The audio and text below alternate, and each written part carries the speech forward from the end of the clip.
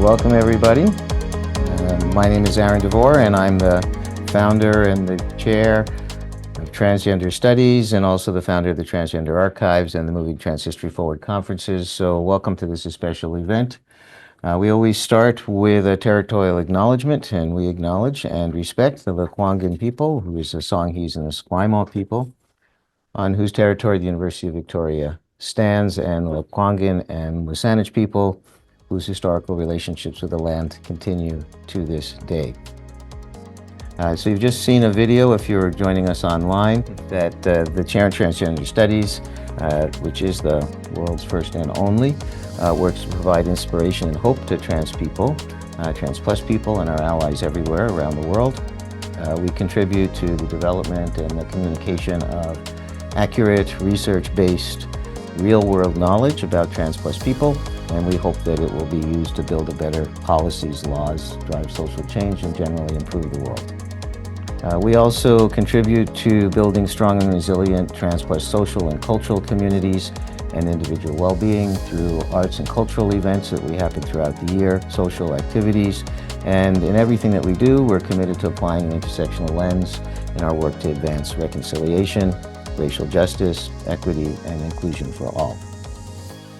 Okay, that concludes my introductory remarks, and the only thing left to do then is to introduce our guest speaker, and then I'm going to turn it over to him to give his talk. So, Dr. John Fenaughty is a queer cis Pakeha lecturer at Waipapa Aotearoa, which is also known as University of Auckland. John's research and activism focuses on Takar and Rainbow Plus young people's health and well-being, with attention to equity and inclusion, especially in educational and health contexts. He teaches in the Graduate School of Social Practice in the Faculty of Arts and Education. The title of his talk is The Benefits of Puberty Blocking Medications, a provisional analysis of the mental health and social benefits associated with puberty blocker access and use by young people in Aotearoa, New Zealand. Okay, I'll turn it over to John. Great. Kia ora koutou, mauri ora kia koutou, e koa e ana te nākau, I tai mai ahu I tēnei rā, I runga e te reo karanga o te rā, e mihi ana ki te mana whenua, ki tēnei rohi, e mihi ana ki te rangatira Aaron DeVore, ko waio, no airangi roa ko ingarangi, oku tupuna, e te pohi hau e makara me te whanganui atara, e te aiwi o te Aotearoa, engari ko te motu waiheke, tōku kāinga inainei, e te rohi o Ngāti Pāua. Ko Fenaughty roa ko Broad, oku whānau, ko John, tōku ingoa, tēnā koutou, tēnā koutou, tēnā koutou katoa. It's my pleasure to be with you today. I just shared my thanks to Aaron for hosting me here. I'll acknowledge you again later on, and shared a little bit about my my thanks for the mana whenua, the people of the land here. I acknowledge them and appreciate my positionality as an uninvited guest today. I'm really looking forward to sharing these data. This is very much a provisional analysis, and you'll get a sense of why it's provisional as the talk progresses. In terms of an overview for today, I wanted to start by opening with whakatauki, and these are a proverb essentially that exist. And the proverb that we use a lot in my faculty is this one: e kore te tōtara, e tu noa e te parai, engari me te tui e roto I te wā o nui au tāne, which means, which roughly translates to the tōtara, which is this tree, does not stand alone on the plain, but stands inside the forest. And today that whakatauki talks to the peers and colleagues who have supported this work, who can't be here today, as well as the people that create events like this that enable this work to be shared. So it very much recognises that this is not a sole endeavour, and I'm here representing a lot of people and a lot of voices, particularly from the participants. In terms of an overview for today, just to clarify my positionality, I'm here as a cis ally, and I identify as tangata tiriti. That means a person of the Treaty of Waitangi, which is the founding document of Aotearoa New Zealand. So I'm very much conscious of my white Sitler status and privilege. And I'm also here very firmly as an adult. I recognize that I do a lot of work about young people's health and well-being and from an adult place of privilege. Today, I just want to make a few acknowledgements before moving on to cover off some of the terminology that I'll be using in the talk. I'll then introduce Identify, which is the data from which I'll be presenting. And then I want to give a little bit of the context for why this analysis, why now. I do want to note that I will be touching on some sensitive topics, and it's totally appropriate if people want to leave the room. That's absolutely fine. There will be talk of suicidality, of some misgendering and dead naming, so just mindful that this is a sensitive topic for people, so I just want you to be aware of that. I will talk about some of the demographics that are relevant, as well as some of the provisional findings that we've got, and end with a summary and some recommendations. In terms of acknowledgements, thank you so much to the mana whenua, the people of the land, for enabling me to be here through whatever power you have. I appreciate that, and very sincere thanks to you, Aaron, for hosting me, for Jay for organising this, and Nathan for bringing me here in the first place. So I'm very, very grateful. I'm also, I want to acknowledge the co-investigators that are sort of alongside me here. I've been really fortunate to work with a team of 10 co-investigators, very much grounded in a bicultural process, which is particularly relevant to the way that we do things in Aotearoa, but also providing a multicultural frame of reference. The team has included a spectrum of gender and sexuality experiences and expertise, and that hopefully you'll see sort of shining through as I talk through some of the data. I also want to acknowledge the community and the organisations that participated in the success that we've had with Identify. This is very much a community-grounded, community-based project, and we wouldn't have had the data without that kind of engagement. The funders, this was funded by the university and the Royal Foundation, which do some non-profit work. But ultimately, of course, I want to acknowledge the participants who struggled through a long survey and with a huge amount of gratitude from me. In terms of terminology, takatapui and rainbow is the umbrella term that we use to kind of cover off the sort of the range of identities. I use that here pragmatically. There's a lot of nuance that exists within those terms. And obviously the idea of the rainbow is something that we use a lot in Aotearoa, but it is very much a Pākehā Western frame, and that does mean that some of the nuance is lost. I recognise also that that includes people whose genders and sexualities and variations in sex characteristics exist beyond cisgender heterosex and endosex norms. So it's very much a kind of overall framing. In terms of trans, that's used here as an umbrella and shorthand inclusive term for people whose gender differs to what they were assigned at birth. And non-binary is used again in an umbrella way to describe people whose gender is not part of the binary, boy or man or girl or woman, and or whose gender identity is fluid. I recognise there are also other ways of thinking of those things, but I'm just using those here just to be pragmatic. And then I want to talk about Identify. We were having this conversation before at lunch about why Identify. Grounded in a very strong community response, there's been a strong recognition that we need really good sound data about the experiences of takatapui and rainbow young people. And at the moment, at the time before Identify was initiated, we'd started to get some really good rainbow surveys of particular population groups.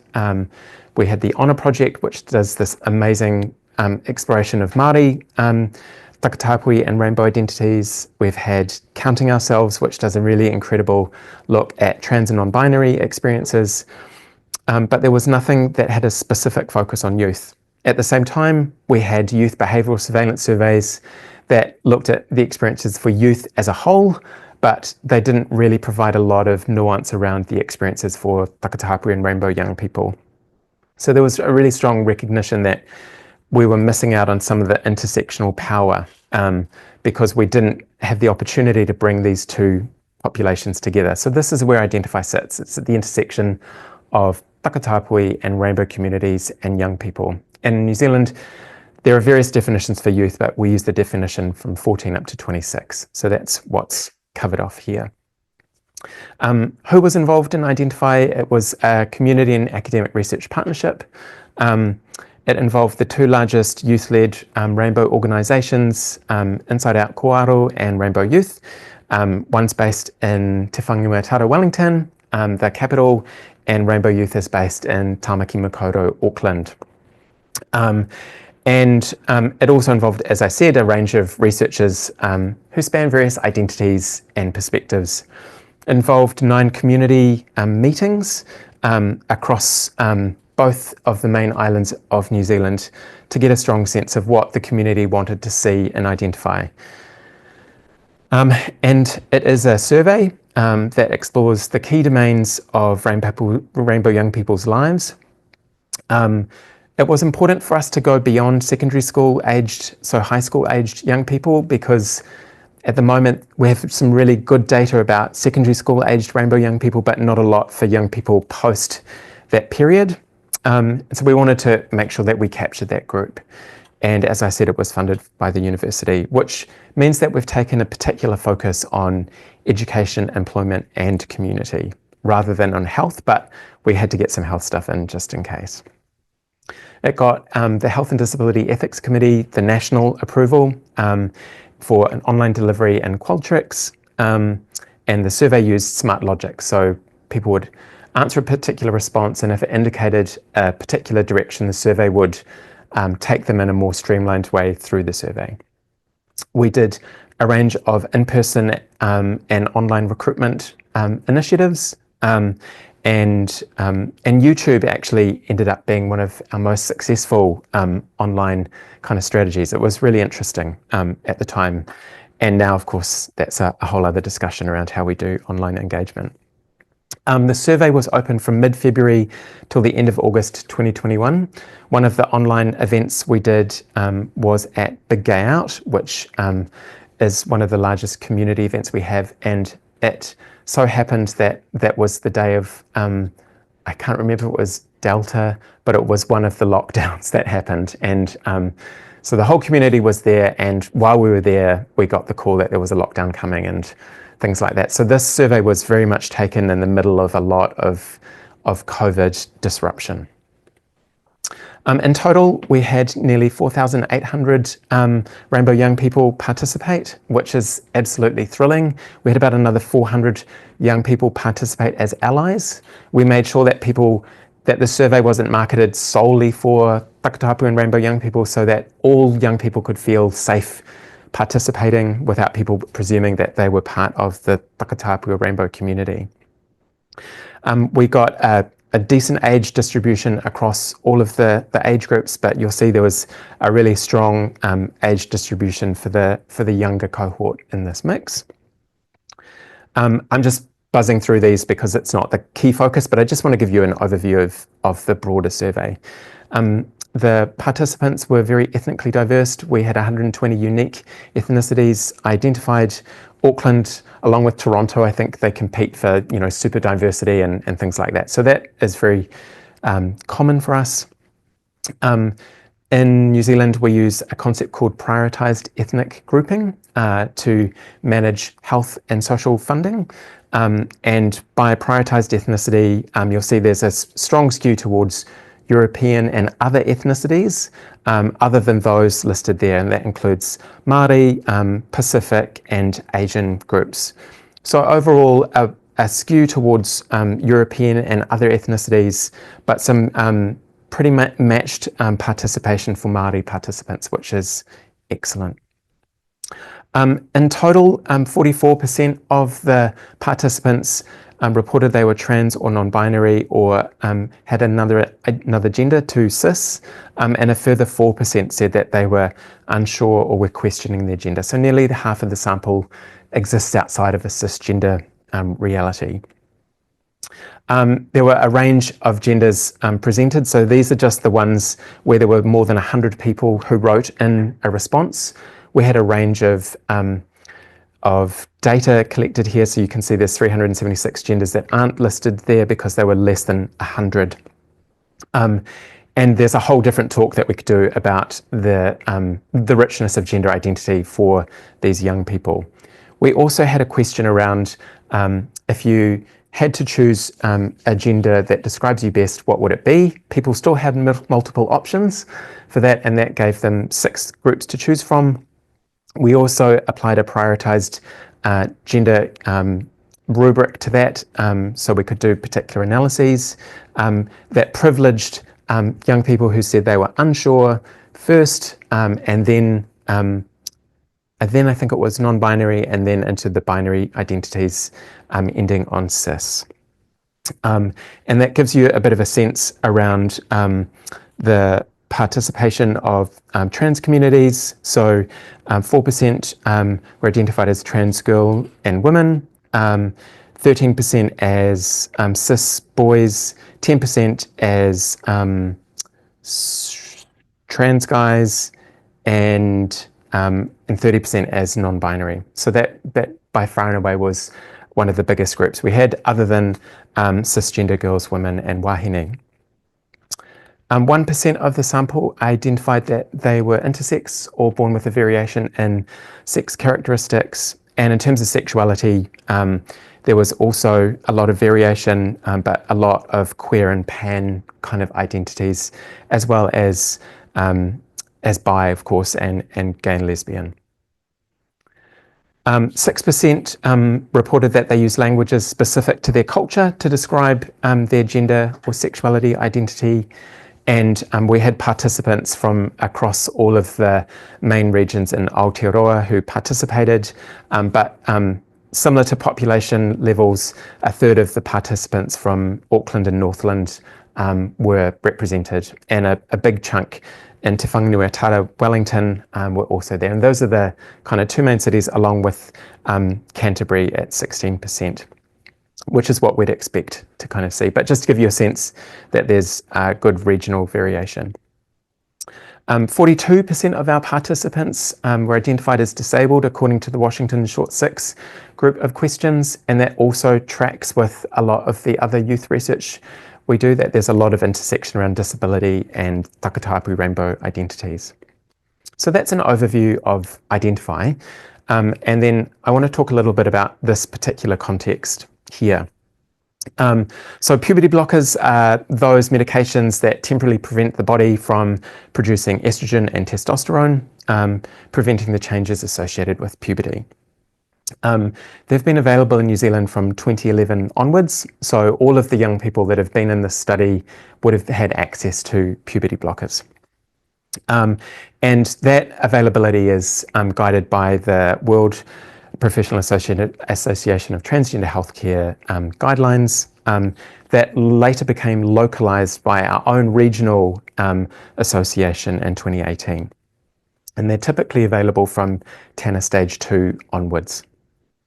The prescription, we've seen a significant prescription increase, and that really starts to track from about 2016 onwards, and that probably matches an increase in awareness and desire for puberty blockers, plus the provision of local guidelines and improved clinical practice probably adds to that increased prescribing. In terms of the context, we are obviously in a period of quite intense international and domestic panic about trans people, about young people being trans, and there's an increasingly hostile climate towards puberty blocker prescription. Talk of explosions of use, and there have been policy reversals internationally, most prominently for us as a another colonial nation in the United Kingdom, which saw a significant shift back. The Ministry of Health, in this context, and with our latest election, one of the parties that came into the coalition government was it's quite populist leaning, and I'm sure they would dispute that, but a lot of their policies are very similar to what you'd see from populist leaders currently. And as part of their coalition agreement with this government, they required a review of all gender ideology in legislation, including in sports, in schooling, as well as in healthcare. And that produced an unprecedented moment where there was a request for consultation on the safety and efficacy of puberty blockers by our Ministry of Health, which has never in the history ever happened before, that the Ministry of Health has gone out for public consultation on a medication. Because the public typically don't have a lot to say about the specifics of particular medications. It was hard not to be cynical about the timing of that consultation, which happened in December and January, which in Aotearoa New Zealand is not only a time of significant holidays with the Gregorian New Year, but it also is the biggest close down that we have for universities and for the public sector. It's basically our kind of July, August for North America. And so given that very short consultation period over the summer holidays, we quickly marshalled some of these findings from Identify to make sure that we could include some research evidence to feed into this public consultation about the safety and efficacy of puberty blockers. So that's the context. This is not worked up, massively polished data at the moment. We are in the process of working that up more, but it seems like a nice opportunity to share some of that with you while we're here. In terms of Identify, the survey question was, in terms of how we started to explore this, have you ever taken any of these types of medication to affirm your gender? And there are a range of options, and what we're focusing on in today's talk is those who responded to the question on puberty blockers, Leukerin or Zoladex, and 1,627 participants responded to that option, and we're drilling down most specifically into the response options: yes, I've had access to those, or no, I want those but I can't get it. So that's access versus no access. And in terms of what I'm going to explore is a little bit of the descriptives over who got access, who wanted access but didn't get it. After we've done that, I'll explore the use or intention to use other gender-affirming medications, as well as what they reported some of their barriers were to accessing gender-affirming medications. I'll then share some of the open text responses to the qualitative in the qualitative analysis, and then go to the quantitative analysis, which will back up some of those ideas. 115 of the participants had accessed puberty blockers in Identify, and that corresponded to 7.1% of those who answered that particular question. So by no means a huge proportion, but still a nice little sample for us to kind of explore.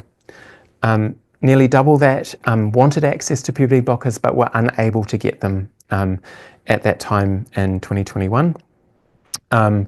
And in terms of going in a little bit more in depth around what we knew about those people, we explored differences by ethnicity, age, gender, and social economic status. And positively, we actually saw that there wasn't a decreased disparity for Māori, trans and non-binary young people, which was really positive. However, there was a clear disparity for Asian young people who were less able to access puberty blockers. We see some differences in age groups there too, that there were significantly more in the younger age group who were unable to get access compared to those in that younger age group who did get access, and that's obviously particularly concerning given that puberty is very early age sensitive. In terms of gender, there was a noticeable difference in the proportion of non-binary young people who'd been able to access puberty blockers compared to those non-binary people who wanted puberty blockers but were unable to access them. And we saw a powerful effect for material deprivation, that those who experienced mild to severe material deprivation were less likely to access puberty blockers. And we then also asked those who had accessed gender-affirming medications if they had use or intention to use other gender-affirming medications. And we can already see from this that 71% had also taken hormones by this point, testosterone and estrogen.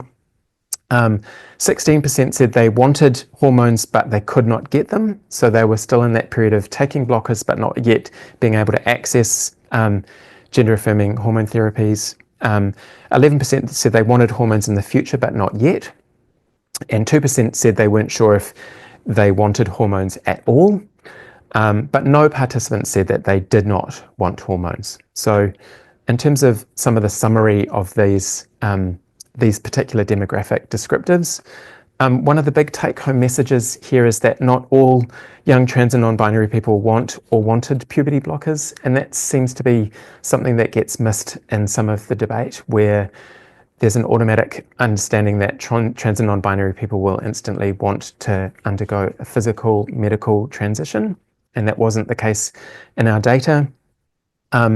Admittedly, some of the participants said they weren't sure, which is great. They're able to do that.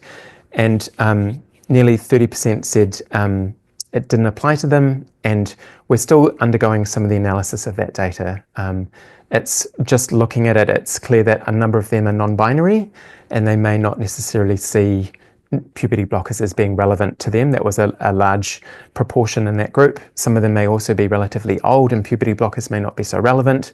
By this time, we need to do a bit more exploring. But 30% said, no, I don't want puberty blockers, despite identifying as trans and non-binary. We can see that ethnicity, age, and prioritized gender identity influence access. And we're particularly concerned about the negative disparity in access for Asian-identified young people, younger young people, non-binary young people, and young people facing mild or severe material deprivation. The prescription, context that we see demonstrates that that the prescription context at that point was targeting 98% of the young people who were going to take gender-affirming hormone therapies. So the prescription context in 2021 was very targeted towards those who intended to go further on in a physical medical transition journey, which is counter to the idea that this is a very open kind of context and young people who aren't particularly serious about their gender identity are being given these drugs willy-nilly. We didn't find that at all. We also asked those young people who couldn't get access for the reasons why they were unable to access puberty blockers, and the reasons, the most common reasons were it being difficult to understand how to start the process, so a difficulty engaging in that transition process and healthcare journey, and also a large proportion saying that their parents or caregivers don't support them. We also saw, I think it's notable to note that out of those reasons, another reason is also quite significant. So there's a lot of productive scope for future research to explore what are the barriers that are happening there, but we also see, of course, cost-related issues in relation to it being expensive, it being difficult to get to medical appointments, and those are probably a sort of a mix of financial and parent and caregiver context. And also New Zealand is a large country with a very sparse population, so people can live in very remote areas similar to Canada and struggle to get to places very easily. In terms of summarising some of those key points, I think it's really powerful to kind of consider that a lack of effective guidance on how to access care was the biggest barrier to puberty blocker access at that point. And it means that those young people aren't getting the support they need from their primary healthcare providers. Despite the GILIC competency being practiced very widely in Aotearoa New Zealand, which gives young people the right to consent to medical procedures and healthcare below the age of 16 if they're deemed to be competent and understand it, we still see parental barriers playing a powerful role in preventing access. So this idea that parents have lost all control over their young people's health care did not get borne out in our data. Indications that transport and travel are barriers really talks to the kind of need for a wider range of healthcare practitioners who are able to prescribe blockers, especially for those living in rural and regional contexts, or even those living in urban contexts where there's a massive load on particular youth specialised clinics. And that thing around us needing more research to understand some of those barriers to access. We had an open text response to explore what the impacts of gender-affirming medication were for those who access puberty blockers, and that question was worded: what difference has gender-affirming medication made to your life, e.g. your mental health, how others treat you? There were 87 responses to that, which for people who do, survey research is amazing. Like, it's amazing how many young people spent the time to type out things in a long survey. And that really, I think, talks to people's willingness to share important stories with us. 83 of those 87 responses were positive in tone and content. 35 of them, in fact, had a very intensive, positive emotional tone. You'll see from some of the things, there was a lot of sort of intensifying language used to describe their satisfaction with puberty blockers. 3 responses were conservatively coded as ambivalent or neutral. One comment seems to indicate that they had not had much change other than to alter their body physically. And another said that they feel more androgynous, but that's it. Another one simply said, I don't know, around what were the differences. One was negative in tone, and I'll get to this as a limitation later on, but that negativity was related to a particular side effect from a gender-affirming medication that wasn't actually puberty blockers. But I really want to include this here to make it sort of super transparent that there were abilities for young people to kind of claim things as being problematic, and that's not what we saw. So we did, out of the remaining responses, we identified 6 positive themes about the impact of access to puberty blockers. These themes interact in some ways, and you'll see that one of the response, and the way that it works with these short open text responses, can often be coded into multiple different themes, but with a slightly different emphasis in the actual item. One of the neat things from these responses is that causal directions become apparent. We can sort of see directionality. Sometimes you'll see stuff that physical changes lead to improved mental health, which can lead to improved social relationships. So we start to get a bit of a causal chain. And one of the notable things here was that hasn't been highlighted explicitly, but was young people talking about how physical change was important for them avoiding misgendering and transphobic abuse. So there's also a sort of a positivity, not just about being able to occupy a body that matches your gender, but actually being able to avoid the active experience of stigma and discrimination because it's easy to pass in a particular way. So one of the biggest themes was a general improvement in mental health or mood. Made my mental health better because people see me the way and the gender that I am. My mental health has improved greatly. Knowing that I am progressing towards getting testosterone makes me very happy and gives me something to look forward to. It has greatly improved my mental health and has given me the courage to come out socially. We also saw another theme around explicit decreased suicidality or life-saving reports. Massively improved all aspects of my mental health, prevented my suicide, greatly increased my quality of life in every way. Literally everything. Words can't describe. I'd be dead without it. I'm actually a human being with a presence and a life now. I'm only alive today because of puberty blockers and testosterone. And that was reported by 18 of those open text responses. Positive changes in social interactions and relationships. Just an overall positive. It's made my body closer to that which of which I want. It's changed how people treat me in a way I like. I feel calmer, happier, more confident, and more well-balanced. Hugely improved mental health, sense of self, how others treat me, and my ability to form close relationships. Gender-affirming medication has been life-saving. I've been on Leukeran ages 13 to 16, and I've just reached full dose of testosterone after 1 to 2 years. I get less dysphoria now, and no one treats me differently because I cut anyone who didn't support me 100% out of my life. That includes some family.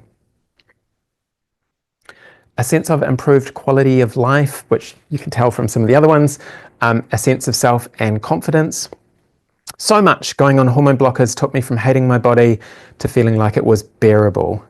HRT has made so much for the better. People recognize me as male. I feel comfortable talking and singing. I'm more confident with my body shape, which means I can dance without feeling self-conscious about anything but my dance skills and my lack of top surgery, but binders are great. It means that I'm able to focus 100% on my study/research, and I'm content in how I perceive myself. A sense of hopefulness and mental spaciousness. And this isn't a big theme, but I think it's particularly relevant to puberty blockers. I'm just at the start of blockers, so I'm looking forward to the differences I will experience. Puberty blockers given me the opportunity to be with my thoughts, rather than the terrifying, to me, onslaught of puberty. It had given me time to think about my future and what that might look like for me.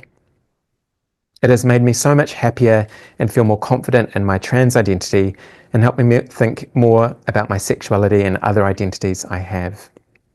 So that's that sort of idea of a little mental spaciousness, that without this kind of impending doom of puberty, it created some space for these young people, which I think is great. So in terms of summarizing those findings, nearly universally we see these really positive impacts of gender-affirming medication. I think I really want to draw attention to the holistic scope of the positives that were noted, that this, and I'll talk about this more, but I just want to put a little pin in the holistic scope of these experiences. And also noteworthy that 1 in 5 of those young people who shared those comments talked about it explicitly, saving them lives from a suicidal outcome. Notwithstanding, being more positive generally about their mental health and well-being. So building on that, or in parallel to that, we also did a comparative analysis of some of the health data that we collected.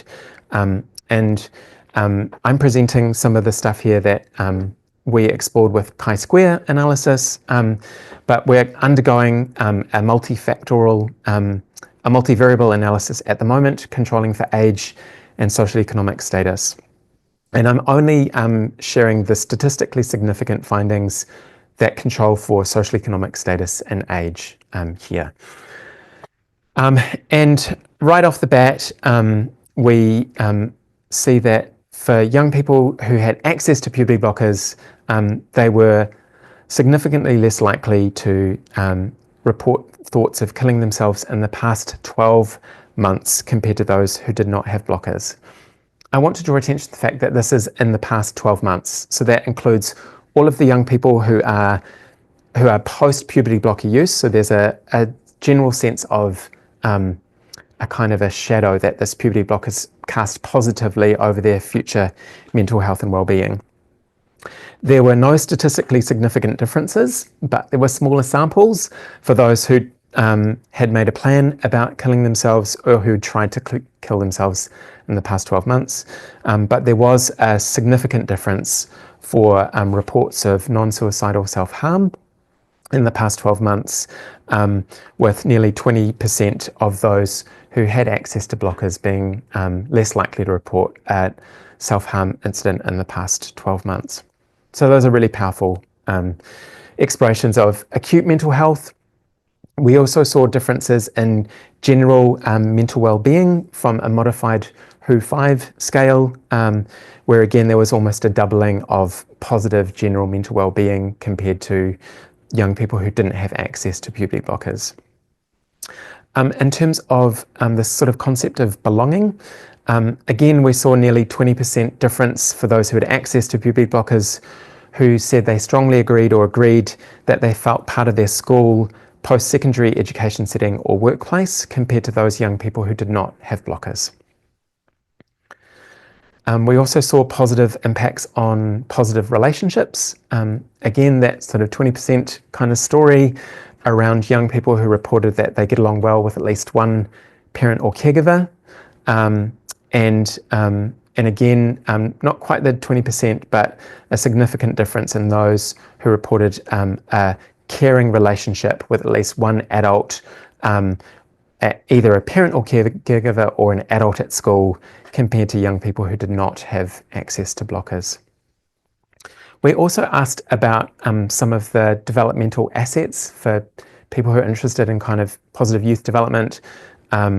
We explored some of these in detail, and half of them were statistically significant and half of them weren't. And the ones that were significant were, on the whole, I like myself, I feel I have much to be proud of, and I feel I have control over things that happen in my life, and I don't think the control one's really a surprise. But I think it's also really interesting that that these identity components still tell us a story of resilience and strength for trans young people who don't have access to blockers, particularly those who say they feel in future that they'll have a good life and they feel their life has a sense of purpose. In terms of a summary then of those quantitative findings, we obviously see positive effects across a range of mental health indicators, both just from general well-being, but also into the acute kind of measures of mental health and well-being. We see a range of positive social indicators as well, around a sense of belonging, and positive caring relationships with adults and caregivers. And some selected positive impacts on identity. So the power of these blockers is particularly powerful. I want to now discuss some of the limitations before I kind of start to go a little bit more into some of the overall summary and the recommendations. Like all sorts of studies in this realm, we struggle with a self-selection bias. So the young people who participate are those who give their time and energy to participate. It may be that some of those young people have had particularly challenging experiences, which means that they feel particularly motivated to share that data. So we may be oversampling young people who've had a particularly negative experience.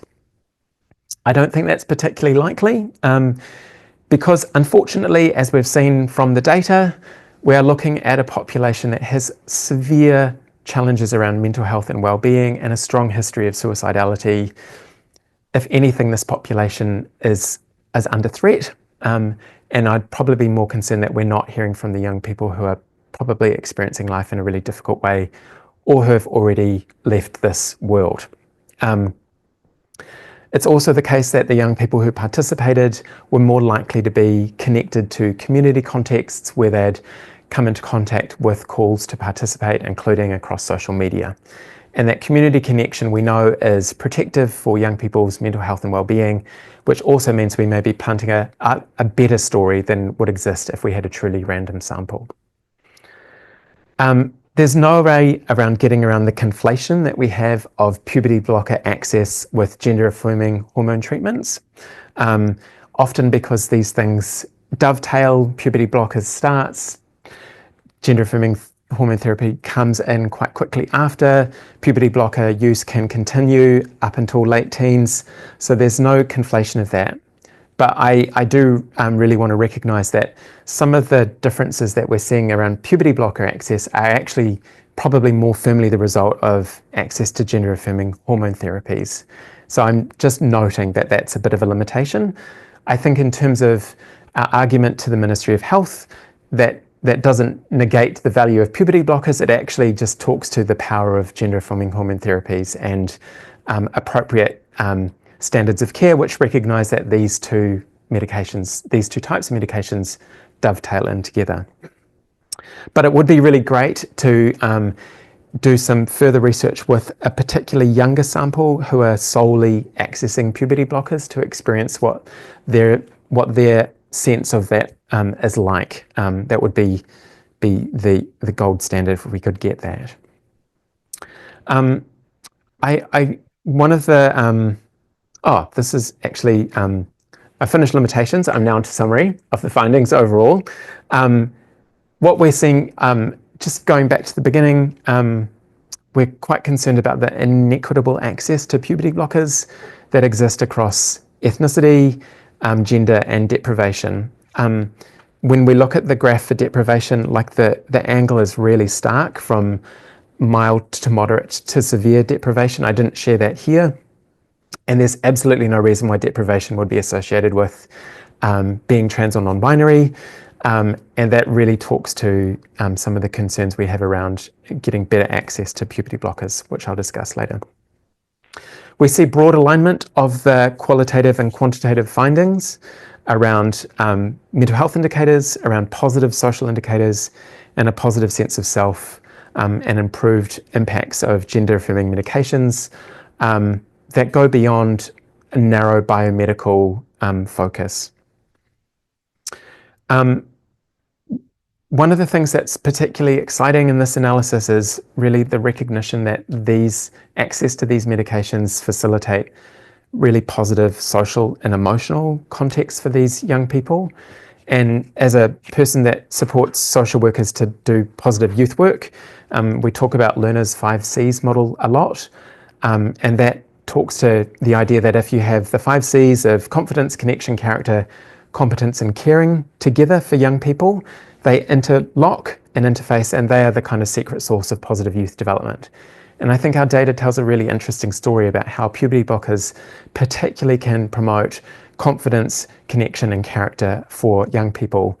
Although the data wasn't significant for young people performing better at school and in the workplace, there's still evidence in the qualitative data that shows that access to blockers helps young people to participate in their education kind of context. And I think that's particularly powerful. It's also the case that without access to blockers, young people have a lot going on emotionally, and it limits their ability, I think, to be the caring peers to each other that they could be when they're fully functional. In terms of the recommendations then, I really want to emphasize the holistic scope of impact of puberty blockers.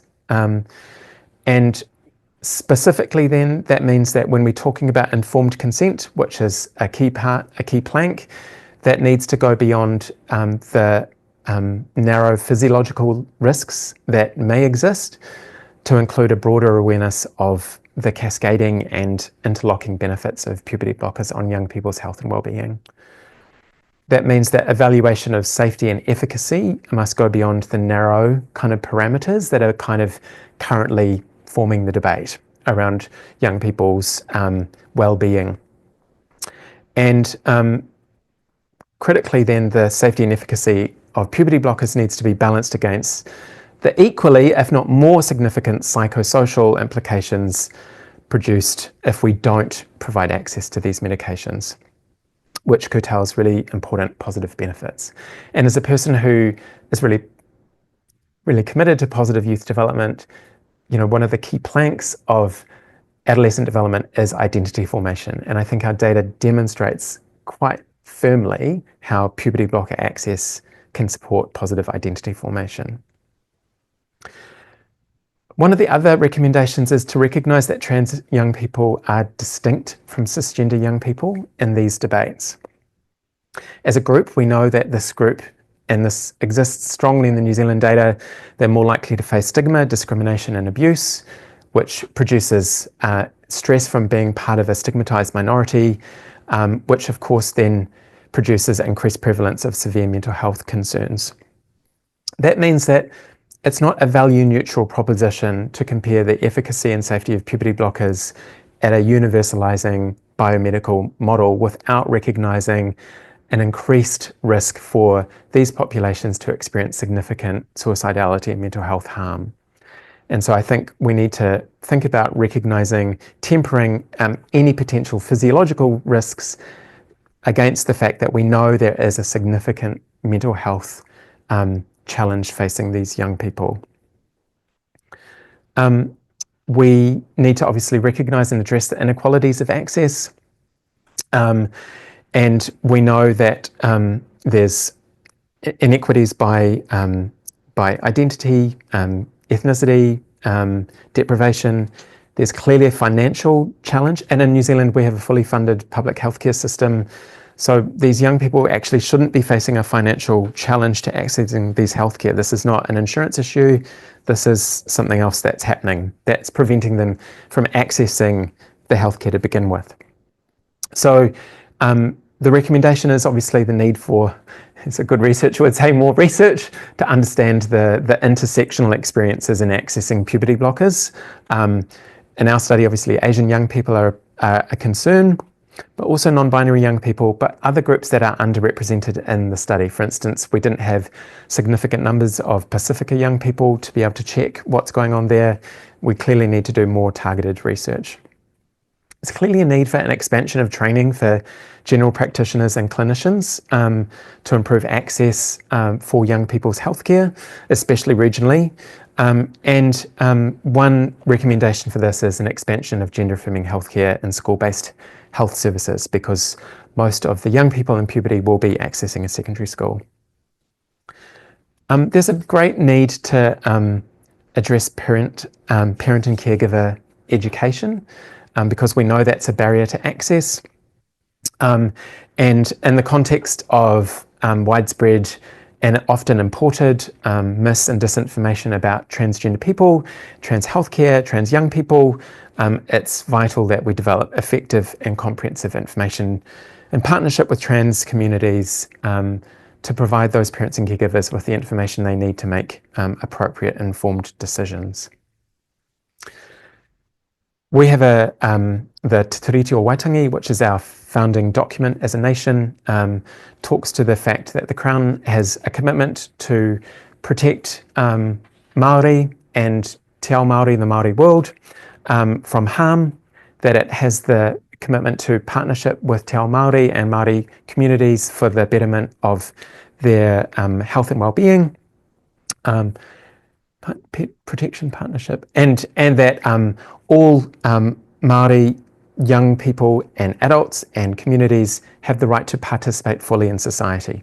Those are the 3 Ps. And that's often, we talk about this concept called tino rangatiratanga, which is very much the idea of having self-determination.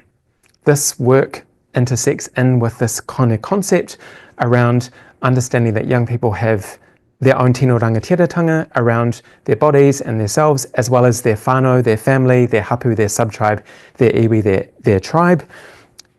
It's critical that we recognise that this is not this cannot just be a biomedical debate. It needs to recognise our commitments nationally to Te Tiriti o Waitangi. Equally, from a more international perspective, New Zealand is a signatory to the United Nations and the Conventions on the Rights of the Child, which recognises children and young people's autonomy in treatment decisions about their healthcare. One of the neat things that would be nice to do here would be to start developing and resource appropriately care pathways that are youth-centred. It's clear that young people need support around accessing gender-affirming healthcare. And we also know that, data I haven't presented on, but we know that there's a lot of stigma that young people face from healthcare professionals. Engaging trans communities and young people in co-design work to develop appropriate care pathways is a really important recommendation. And of course, the rallying cry always is to resource universal gender-affirming healthcare appropriately, which we are not seeing. So before I finish just with a quote, I just wanted to kind of sort of emphasize my take-home sentence that the evidence from this study is in favor of improving access and reducing additional barriers to accessing puberty blockers and gender-affirming care for young people. One of the last questions we have in Identify was an open text response which said, what are your hopes, dreams or aspirations for rainbow young people in Aotearoa New Zealand? And one person said, and I'll end with this quote, that they may see themselves represented within all fields, sciences, arts, professionals and trade, that they will be supported, will have access to safe affirming medical and psychosocial and spiritual support and intervention, that they will be able to experience and express their identity in any way and feel safe, that their rainbow identity will be important and not the only important thing that they have. Kia ora. It's me finished. I'm open for questions and thanks. Thank you for coming, and we had an interesting discussion. Thank everybody online for being here. Chair of Transgender Studies, as I said at the beginning, does all kinds of events and programming throughout the year to support trans plus people and our allies who are searching for information and community here and now and looking to understand more about our history. If you like what we do, please help us to continue to do this important work, because contrary to what most people think, this is not an endowed chair, and our survival depends on donations from folks in the public and from the goodwill of the University of Victoria. So I invite you, if you are able, to help us with this work. I thank John for a very interesting talk, all of you for attending today. So I hope to see you all again soon. Thanks for coming.